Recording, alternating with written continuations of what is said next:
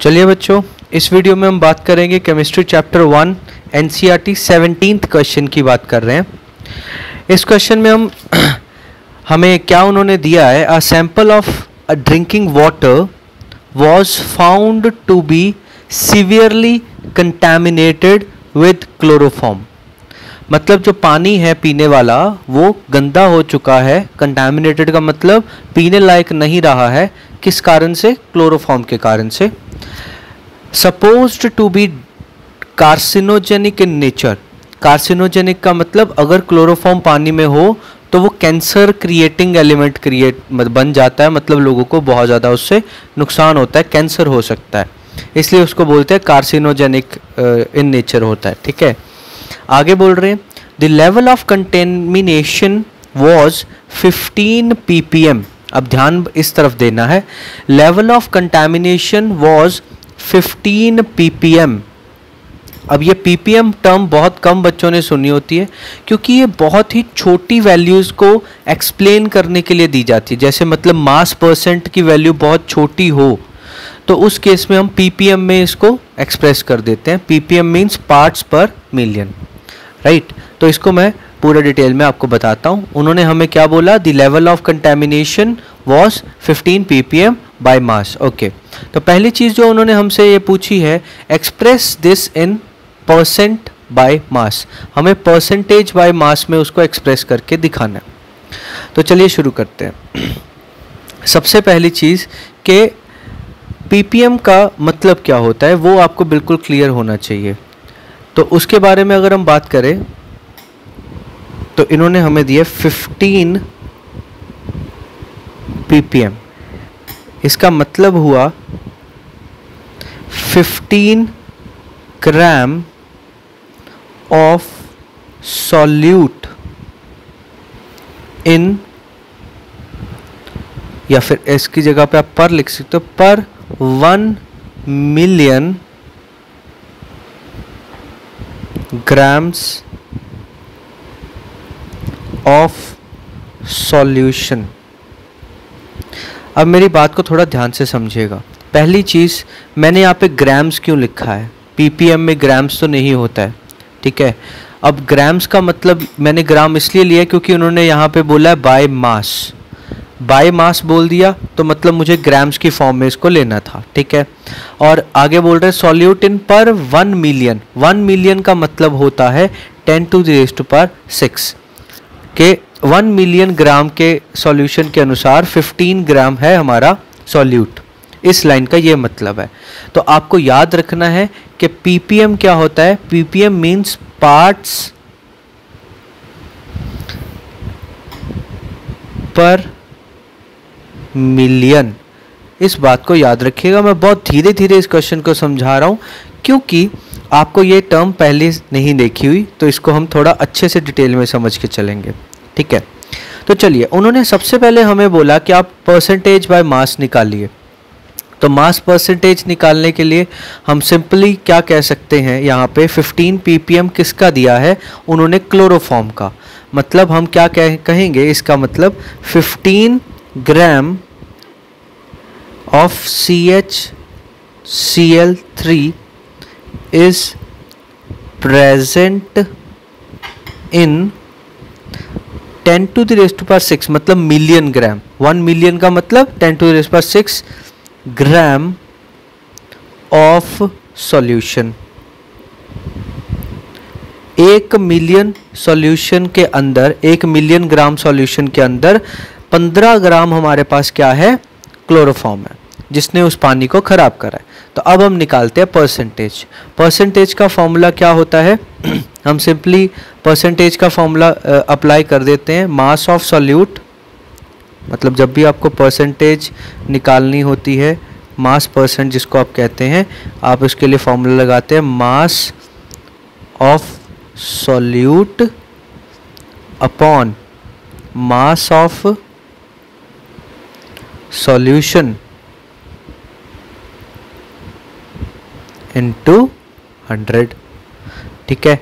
अब आप मुझे एक बात बताइए, यहाँ पे सॉल्यूशन का मास कितना है आपके पास? तो आप बोलेंगे 10⁻⁶। उन्होंने बोला ना 10⁻⁶, ग्राम ऑफ सॉल्यूशन, ठीक है। और ऊपर हमारे पास सॉल्यूट का मास कितना है, 15 ग्राम हमने ऊपर रख दिया।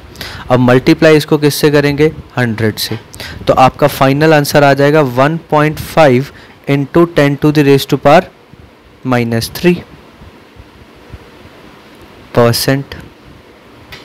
This will be your answer. तो बहुत सिंपल है फर्स्ट पार्ट को निकालना, आपको बस पीपीएम का मतलब ढंग से समझ में आना चाहिए। ये ऊपर मैंने उसको 2 बार डिटेल में लिख के बताया, एक ये कि सिंपल हम पीपीएम को कैसे एक्सप्लेन करेंगे और इस क्वेश्चन के अनुसार क्लोरोफॉर्म के अनुसार हम इसको कैसे एक्सप्रेस करेंगे। तो अब इसको आप नोट कर लीजिए, फिर हम सेकंड पार्ट इसका करते हैं। तो चलिए अब हम इसका सेकंड पार्ट को देखते हैं। सेकंड पार्ट में उन्होंने हमसे क्या बोला, determine the molality of chloroform in the water sample, कि वो वाटर के अंदर कितना क्लोरोफॉर्म है उसकी कॉन्सेंट्रेशन मोलैलिटी के अंदर हमसे निकालने को बोल रहे हैं, ठीक है। तो हम चलते हैं अब वापस, पहले हम वो गिवन टर्म के बारे में फिर दोबारा से मैं आपको एक बार बता दूं, 15 ppm दिया हुआ है। तो 15 ppm का मतलब अभी अभी हम डिस्कस करा है that it is 15 gram of CHCl3 in 10⁻⁶ gram of solution. तो जो गिवन है उसको तो लेके चलेंगे ना साथ में, तो ये पहला पॉइंट हमने नोट कर लिया। अब हम जा रहे हैं मोलैलिटी निकालने।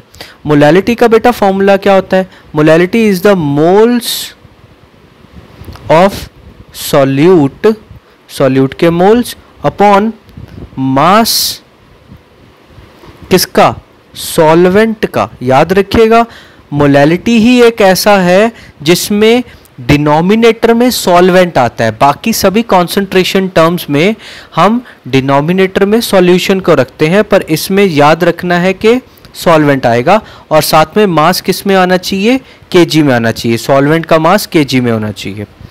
तो अब इसके लिए हम सामान इकट्ठा करते हैं। जैसे हमारे पास मोल्स नहीं है तो मोल्स निकालने का सबसे पहले तो हम इंतज़ाम करते हैं। तो हमने सबसे पहले तो निकाले moles of solute. Moles of solute कैसे निकलेंगे, given mass upon molar mass. तो हमें मोलर मास की आवश्यकता रहेगी, तो गिवन मास तो हमारे पास है इट इज़ 15, तो मोलर मास निकालने चलते हैं। मोलर मास हमें निकालना है CH, मोलर मास हमें निकालना है CHCl3 का। तो C का होता है 12 प्लस हाइड्रोजन का आप 1 लिख देंगे और क्लोरीन का होता है 35.5 इंटू 3 लिख देंगे। तो इसका कुल मिला के जो मास निकल के आएगा इट विल बी 119.5। 119.5 इसका कुल मिला के जो मास निकल के आया है, बस इसको हमने यहाँ पे पुट कर देना है, इट इज़ 119.5। तो यहाँ हमारे फाइनली मोल्स निकल के आ गए हैं 0.125। These are the moles. तो मैं बॉक्स में उसको रखता जाता हूँ जो जो चीज़ें हमें ज़रूरत होती है। तो आपने मोल्स निकाल लिए। अब दूसरी चीज़ निकालनी है हमें मास, और मास निकालने के लिए हम यहाँ पे स्पेस बना लेते हैं थोड़ी सी यहीं पे, ठीक है। तो मास हमें निकालना है सॉल्वेंट का, और आपको पता है सॉल्वेंट का मास कैसे आता है, सॉल्यूशन माइनस सॉल्यूट। सॉल्यूशन का मास में से सॉल्यूट का मास आपको माइनस करना होता है।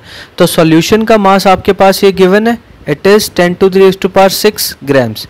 तो आप सिंपली क्या लिख देंगे, 10⁻⁶ ग्राम्स माइनस सॉल्यूट का मास उन्होंने दिया हुआ है इट इज़ 15 ग्राम्स, तो आपने 15 लिख दिया। पर आप ध्यान दीजिए दोनों ही किस में है, ग्राम्स में। It is also gram and it is also gram. पर हमें पता है कि हमें मास किस में चाहिए, सॉल्वेंट का केजी में चाहिए। तो हम इनको माइनस करके और नीचे क्या लगा देंगे, केजी। ग्राम को केजी में बदलना है तो डिवाइड बाय 1000 कर देंगे। पर आप एक चीज़ ध्यान दीजिए, यहाँ पे 10⁻⁶ में से मतलब ये टर्म कितनी बड़ी हो गई, आप खुद ध्यान दीजिए। अगर मैं यहाँ पे लिखूँ 1 0 0 0 ऐसे सो ऑन करके 6 जीरोज लगाऊंगा और उसमें से माइनस क्या कर रहा हूँ, सिर्फ 15 और नीचे आ रहा है 1000। अब मेरी बात जरा ध्यान से सुनिए, अगर मैं इतने बड़े विशाल सागर में से एक गिलास पानी निकाल लूं और मैं ये चेक करने जाऊं कि उसके अंदर कितना पानी कम हो गया है, तो ये एक सिली क्वेश्चन बन गया। मतलब हमें ये निगलेक्ट करना पड़ेगा कि इतने बड़े में से हम क्या माइनस करेंगे गिलास को, राइट। तो अब आप क्या बोल सकते हैं, this is approximately 10 to the raised to power 6 only. मतलब यहाँ पे हमारे पास वैल्यू 15 हम माइनस नहीं कर रहे हैं, मतलब नेग्लिजिबल कर देते हैं 15 को।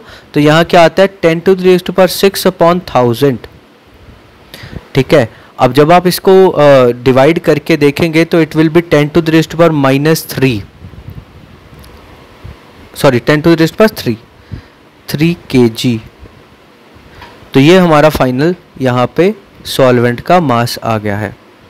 तो इसको हम यहाँ पे अब पुट करने जा रहे हैं। ठीक है, तो अब आ जाइए फॉर्मूले के ऊपर। मोल्स हमारे पास कितने आ चुके हैं, 0. यहाँ वैल्यूज डाल लेंगे 0.125 ये मोल्स हैं, और हमारे पास 10 to the raised to power 3 है मास ऑफ सॉल्वेंट केजी के अंदर। तो यहाँ जब आप इसको कैलकुलेट करेंगे it will be 1.25 into 10 to the raised to power -4 molal. तो ये आपका आंसर आ जाएगा।